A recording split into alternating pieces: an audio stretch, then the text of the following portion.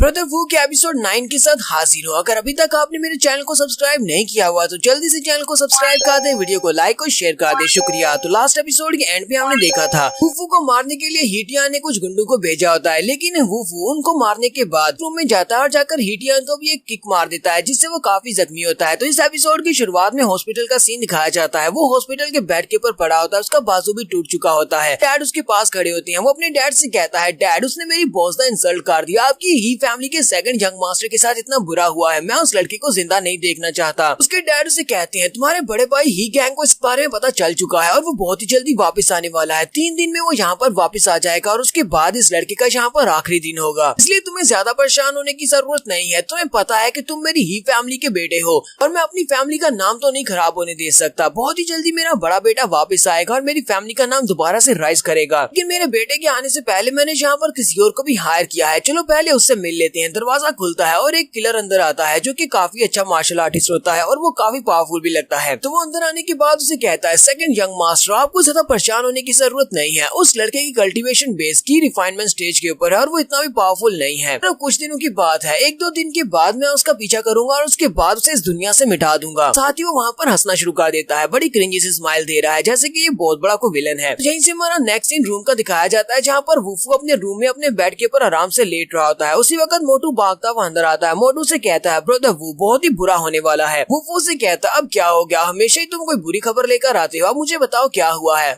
उसे कहता है, कल तुमने जूजुन के साथ पंगा लिया था, तुमने उसको बहुत ज्यादा डरा दिया था, इसी वजह से जूजुन अपने अंकल को यूज करते हुए यहाँ पर से डिसिप्लिनरी कमेटी के मेंबर्स को लेकर आ रहा है। वो यहीं पर हमारे रूम की तरफ आ रहा है। डिसिप्लिनरी कमेटी के जो मेंबर है वो उसके अंकल है, इसी वजह से वो इस मौके का फायदा उठाने वाला है। तक वो यहाँ पर पहुंचे नहीं तो हम लोग यहाँ से खिसक लेते हैं, अगर हम उन्हें रूम में मिलेंगे नहीं तो फिर एक्शन किसके खिलाफ लेंगे। लेकिन वो लोग अभी यहाँ से भागते ही नहीं है कि उसी वक्त दरवाजा खुलता है। जूजुन अंदर आता है और उसे कहता है, तुम यहाँ से भागना चाहते हो, तुमने कल यहाँ पर क्लासरूम में मुझे मारा था और अब तुम यहाँ से भाग कर जाना चाहते हो। साथ ही उसकी डिसिप्लिनरी कमेटी के अंकल भी उसके साथ ही होते हैं। कल जैसे रूम के अंदर आते हैं वो बिस्तर के ऊपर देखते हैं कि हस्की बैठा होता है, वो उसकी तरफ देखकर भौंक रहा होता है। अंकल उसे देखकर कहते हैं, ये क्या तुम्हारे पास तो तुम्हारा डॉग है। वो उसे घूर कर देखते हैं तो हस्की बेचारा वहीं पर चुप होकर बैठ जाता है। अंकल वहाँ पर आते ही हमारे वूफू से कहते हैं, लड़के तुमने यहाँ पर बाहर से लड़कों को मंगवाया और यहाँ पर लड़कों को मंगवा कर हमारी क्लास के लड़कों को बुली किया। इसके अलावा तुमने अपने डॉर्म रूम के बेड के ऊपर अपने डॉग को रखा हुआ है। तुम्हें पता भी है कि डॉर्म रूम्स के अंदर डॉग्स रखना अलाउड नहीं है, ताकि रूल्स को तोड़ना ये तुम्हारी हॉबी है। मोटू आगे बढ़ता है और उसे कहता है, डायरेक्टर प्लीज आपको गलतफहमी हो गई है, ब्रदर वू ने उन लोगों को नहीं बुलाया था, बल्कि वो लोग तो टियान हाओ के कहने पर यहाँ पर आए थे ब्रदर वू को मारने के लिए, इसलिए प्लीज आपको इस सारे मसले को दोबारा इन्वेस्टिगेट करना चाहिए। तो जूजुन उसे कहता है, अब तुम्हें किसने कह दिया कि तुम बीच में बात कर सकते हो, अगर तुम यहाँ से निकलना नहीं चाहते चुपचाप साइड पर खड़े रहो वरना तुम्हें भी उठाकर बाहर फेंकेंगे। वो भी उठकर खड़ा हो जाता है और अपने दोस्त मोटू से कहता है, मोटू इनके ऊपर टाइम वेस्ट करने की जरूरत नहीं है, ये लोग तो पहले से यहाँ पर अपना माइंड बनाकर आए हैं कि इन्हें हमें यहाँ से निकालना है या फिर हमारे खिलाफ ही एक्शन लेना है। वो उन लोगों से कहता है, क्या तुम लोगों को लगता है कि सिर्फ पैसा होने से तुम्हारे पास पावर आ जाती है, लेकिन इस दुनिया में सिर्फ और सिर्फ पैसे से पावर नहीं आती।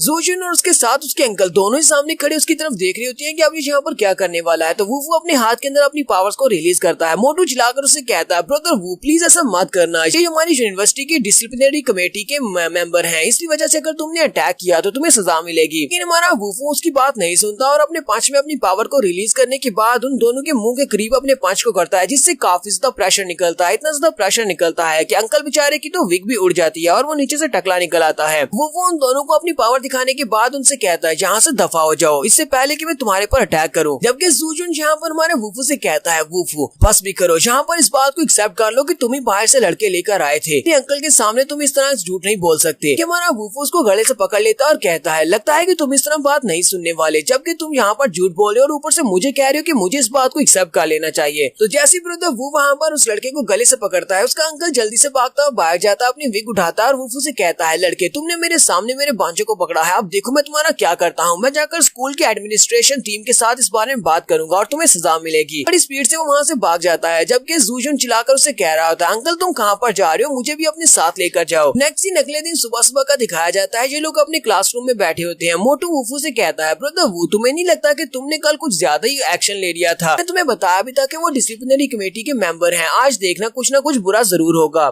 इसी वक्त क्लासरूम के अंदर एडमिन टीम से भी एक बंदा आता है और उसके साथ डिसिप्लिनरी कमेटी के मेंबर भी होते हैं, यानी कि हमारे जूजुन के अंकल भी होते हैं। वो लोग वहाँ पर आते हैं, सभी बच्चों से कहते हैं सभी बच्चे शांत हो जाओ और चुपचाप यहाँ पर बैठो, हम लोग यहाँ पर कुछ अनाउंस करने के लिए आए हैं। हम लोग यहाँ पर फर्स्ट ईयर के स्टूडेंट वुफू के बारे में बात करने के लिए आए हैं, क्योंकि वुफू ने यहाँ पर स्कूल के काफी सारे रूल्स को तोड़ा है। इसके अलावा उसने यहाँ पर टीचर्स और एल्डर्स की काफी ज्यादा इंसल्ट की है। इसने यहाँ पर एक स्टूडेंट यानहाओ के ऊपर अटैक किया था, जिसकी वजह से अब वो हॉस्पिटल में है और उसका बाजू टूट चुका है। वो लोग यहाँ पर ये वाली बात करते हैं तो क्लास में बैठे हुए बच्चे बातें करना शुरू कर देते हैं और कहते हैं ये तो यहाँ पर उल्टा बता रहे हैं, उन्होंने तो ऐसा कुछ भी नहीं किया। वुफू को मारने के लिए वो लोग यहाँ पर बाहर से गुंडे लेकर आए थे, जिसकी वजह से वुफू ने उनके ऊपर अटैक किया, तो उसने सेल्फ डिफेंस में ये सब कुछ किया है, तो उसने यहाँ पर कोई भी रूल नहीं तोड़ा। प्रेसिडेंट अपने पास से एक लेटर निकालते हैं और उन सभी लोगों से कहते हैं हमने स्कूल के एडमिन टीम के साथ इस बारे में बात की है और इसने रूल्स को तोड़ा है, इसी वजह से इस लड़के को स्कूल से निकाला जाता है। तुम सभी लोगों के लिए एक वार्निंग है, तुम में से कोई भी दोबारा कभी भी स्कूल में इस तरह की हरकत मत करना। वहाँ पर क्लासरूम के बच्चे बातें कर रहे होते हैं, वो कहती है यहाँ पर तो टियानहाओ को निकालना चाहिए था, लेकिन टियानहाओ क्योंकि काफी ज्यादा अमीर है और ऊपर से ही फैमिली का सेकंड यंग मास्टर है, इसी वजह से उसे यहाँ से कौन निकालेगा, स्कूल में उसके काफी सारे लिंक्स हैं। तो इस बारे में समझ नहीं आ रही कि ये लोग यहाँ पर से वुफू को क्यों निकाल रहे हैं। ब्रदर वू को तो यहाँ से नहीं निकालना चाहिए। जूजुन भी क्लासरूम के बाहर खड़ा ये सब कुछ देख रहा होता है, क्योंकि वो भी अपर क्लासमैन है, वो इसका सीनियर है। कहता है इस लड़के ने कल हमारे साथ पंगा लिया था, अब देखना मैं कैसे इसको स्कूल से निकालूंगा और दोबारा कभी भी ये स्कूल की शक्ल नहीं देख पाएगा। मैनेजर हमारे वुफू से कहते हैं लड़के क्या तुम्हें यहाँ पर अपनी सफाई में कुछ कहना है।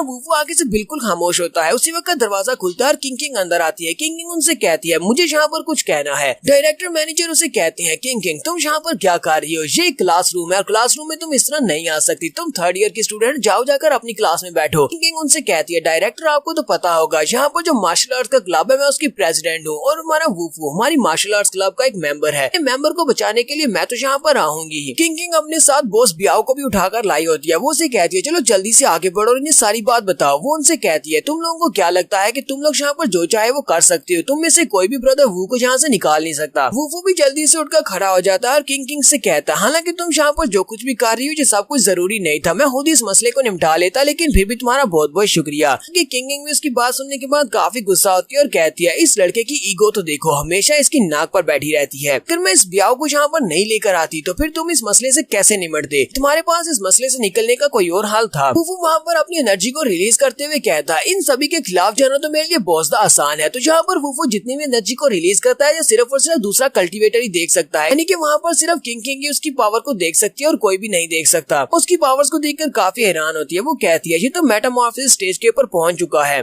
कि ये की स्टेज के मिडिल राउंड पर पहुंच चुका है। तो डायरेक्टर वुफू से कहते हैं लड़के हमने तुम्हें यहाँ से निकाल दिया हुआ है, तुम इस स्कूल का भी हिस्सा नहीं हो, चलो जल्दी से यहाँ से निकल जाओ, अगर तुम फिर भी यहाँ पर ट्रबल काज करोगे तो मैं पुलिस को कॉल करूंगा। जूजुन भी अंदर आ जाता है और वुफू से कहता है तुमने यहाँ पर जो कुछ भी कहा है उसको साबित करने के लिए तुम्हारे पास कोई भी सबूत नहीं है, इसलिए चुपचाप यहाँ से दफा हो जाओ, स्कूल से निकाल दिया गया है। वो सोच रहा होता है अगर जू फैमिली की ये लड़की यहाँ पर हमारे मैनेजर के ऊपर थोड़ा सा प्रेशर डालती है तो मैनेजर को इसकी बात मानना पड़ेगी, क्योंकि जू फैमिली टियानहाओ की ही फैमिली की तरह यहाँ की एक बहुत ही बड़ी फैमिली और पावरफुल फैमिली है। कुछ आगे बढ़ता है हमारे वुफू के कान में जाकर उसे कहता है अगर तुम यहाँ पर किसी को ब्लेम करना चाहते हो तो अपने आप को ब्लेम करो, क्योंकि तुम्हारी किस्मत बहुत ज्यादा बुरी है जो तुम एक बहुत ही गरीब से घर में पैदा हुए, तुम्हारी बैकग्राउंड बहुत ज्यादा कमजोर है और इतनी कमजोर बैकग्राउंड होने के बावजूद तुम यहाँ पर शो ऑफ करने की कोशिश कर रहे हो, अब जाओ जाकर दफा हो जाओ, जा कहीं पर मरो। वुफू मैनेजर से कहता है मुझे लगता है कि यहाँ पर आपको कोई बहुत बड़ी गलतफहमी हुई है। फिर साथ ही वो कहता है देखते हैं कि ये गलतफहमी किस तरह दूर होने वाली है। वो अपनी उंगली के अंदर अपनी पावर को रिलीज करता है और वहीं पर खड़े खड़े अपनी पावर्स को रिलीज करते हुए दोनों उंगलियों को उनके माथे की तरफ कर देता है। जैसे वो अपनी पावर्स को उसके माथे के अंदर इंसर्ट करता है तो जूजू को वहाँ पर एक झटका लगता है जूजुन को, जिससे वो वहीं पर दर्द के मारे चिल्लाना शुरू कर देता है, अपना सर पकड़ता है और वहाँ पर चिल्ला रहा होता है, जबकि उसके अंकल उसे कहते हैं बेटा तुम्हें क्या हुआ, तुम्हें क्या हो रहा है। बाकी के सभी बच्चे भी काफी ज्यादा घबरा जाते हैं और कहते हैं इसको हुआ क्या, ये अचानक से इस तरह चिल्ला क्या क्यों रहा है, इसको अचानक से क्या हो गया है। जो चिल्लाकर वुफू से कहते हैं लड़के ये तुमने इसके साथ क्या किया है, तुम यहाँ पर मेरी मौजूदगी में ये सब कुछ कर रहे हो और फिर तुम कहती हो कि मैं तुम्हें यहाँ से ना निकालूं। जूजुन भी उसी की तरफ इशारा करते हुए कहता अंकल मुझे लगता है किसी ने मेरे साथ ये सब कुछ किया है, इसलिए आपको इसको यहाँ से निकालना चाहिए। वुफू उनसे कहता है क्या तुम लोगों के पास इस बात का कोई सबूत है कि मैंने इसके साथ ये सब कुछ किया है, क्या तुम में से किसी ने यहाँ पर मुझे ऐसा करते हुए देखा है। किंग भी इस बात से काफी ज्यादा हैरान होती है और कहती है ये तो स्पिरिचुअल एनर्जी को रिलीज कर सकता है और उसके बाद किसी दूसरे को इस तरह दर्द भी दे सकता है। जूजुन वहीं पर ग्राउंड के ऊपर गिर जाता है और दर्द के मारे चिल्ला रहा होता है। उसे जब बहुत ज्यादा दर्द होता है वो वुफू से कहता है ब्रदर वू प्लीज मुझे माफ कर दो, मैं गलत था।